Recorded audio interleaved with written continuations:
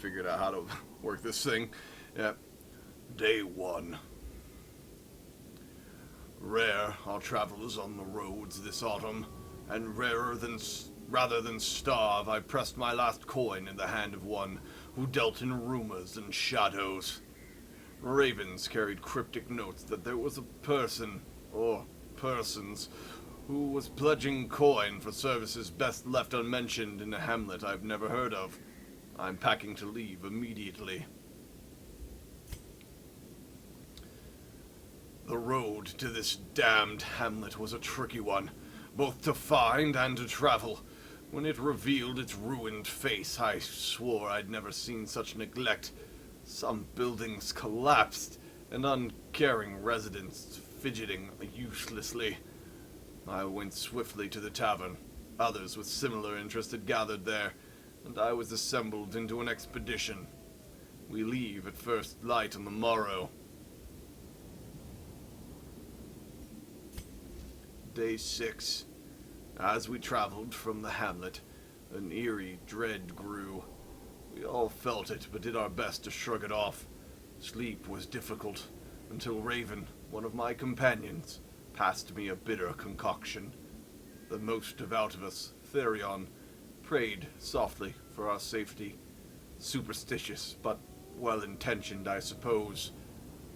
I am already falling asleep.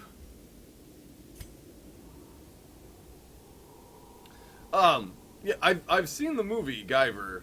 I just had no idea what it meant as a sound effect. Day 7. We tangled with some unruly louts. Raven called them cultists. They were ferocious, but clumsy. Day 8. Moria has been afflicted with sickness. It must have been some rotting air from a coffin she insisted on piercing with her spade.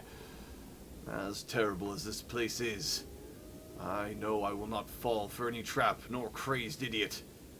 I wager my lucky coin on it.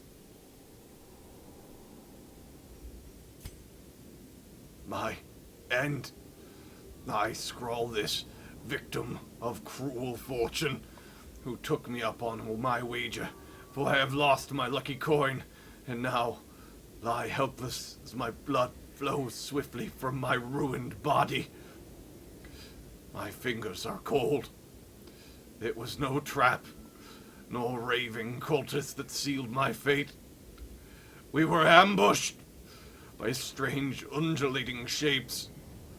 Two small entities that I cannot hope to describe, and a third, much larger beast. Poor Moria was crushed into pulp as Therion defended her. He soon lost his arm, and his wits left him. Shambler! Shambler! He kept shrieking as Raven yanked him to flee. I tried to play hero, to buy them a few moments. Blew away one of the smaller monsters. Flash shot that smashed into the wall. The big one. Maybe they made it out. Boop. Alright, and that was the story of Darius, the Highwayman.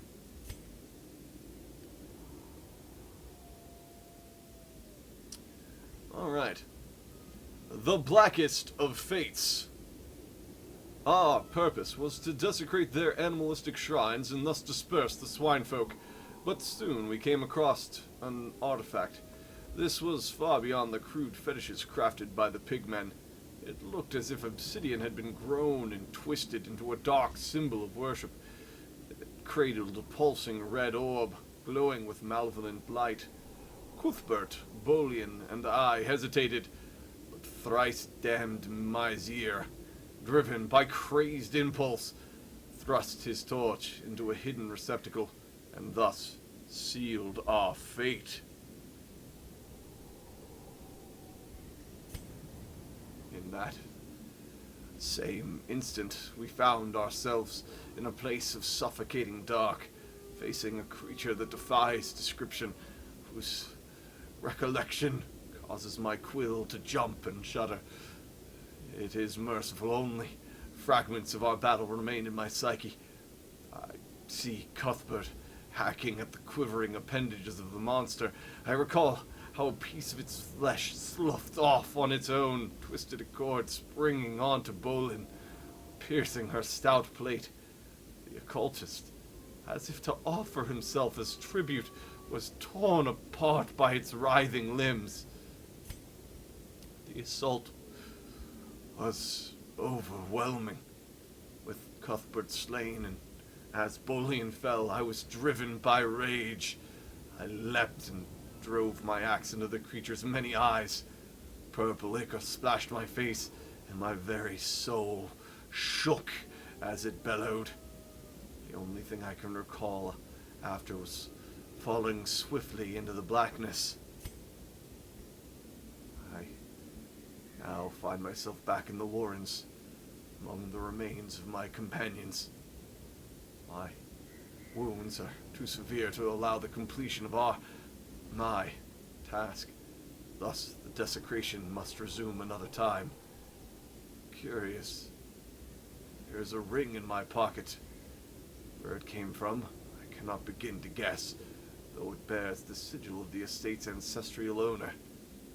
Very curious.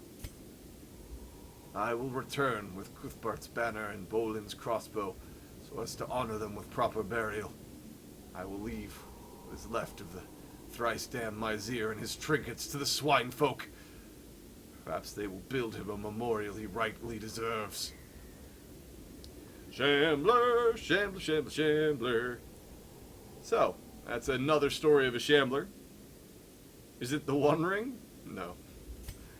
A trampled journal. Sebastian's watch was his last. We were jolted during our evening's repast, the best we could make in these murky halls of our once great house, from the roar and flash of black powder. We dropped our bowls and hurried to him.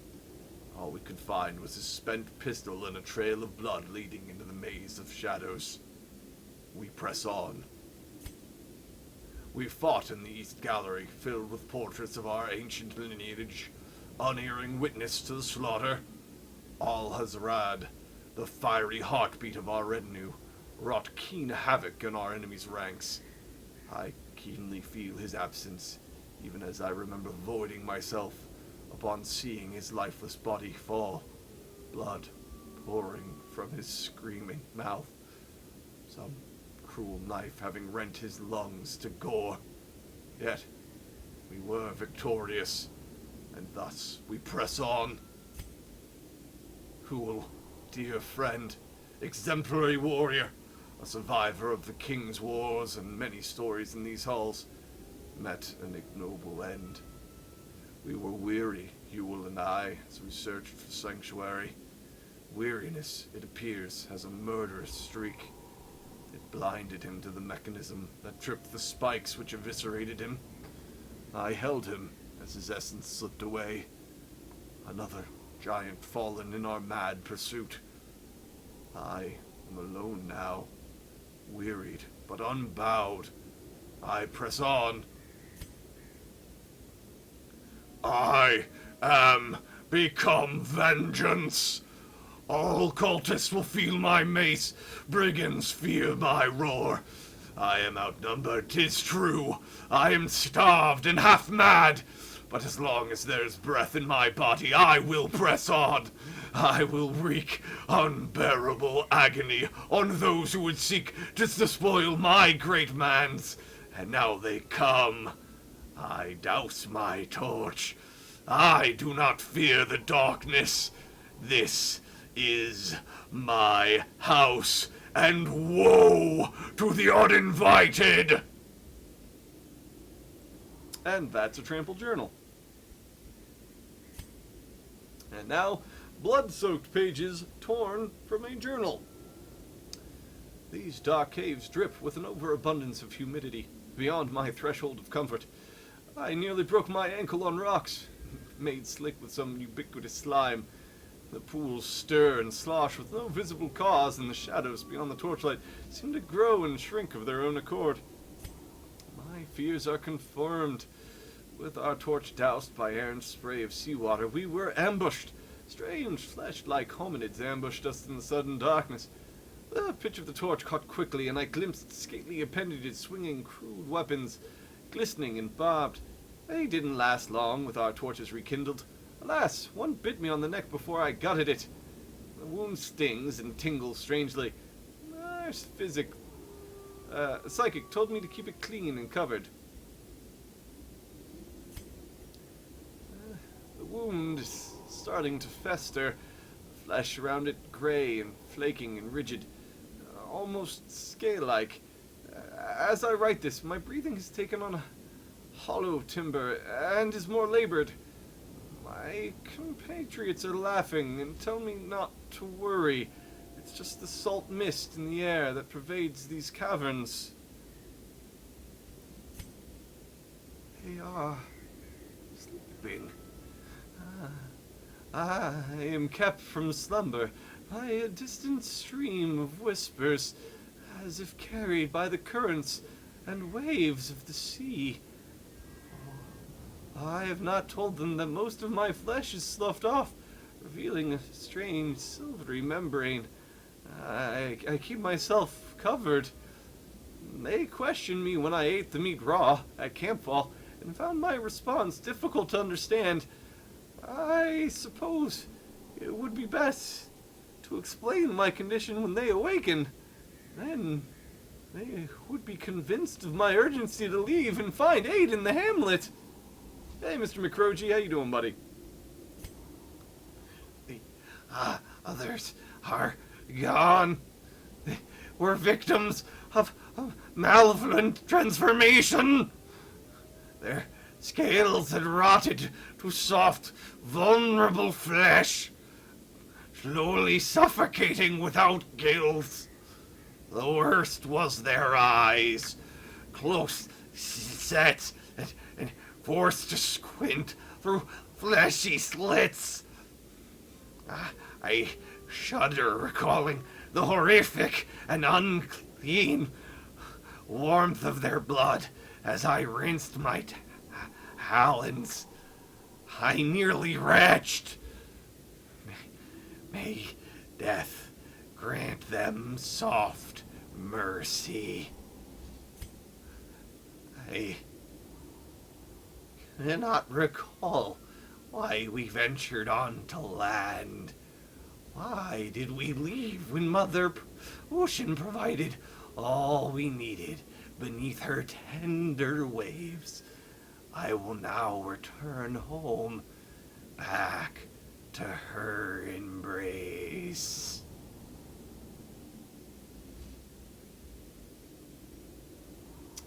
And that is the last of the journals. So that is all of the collectibles. Hope you enjoyed that.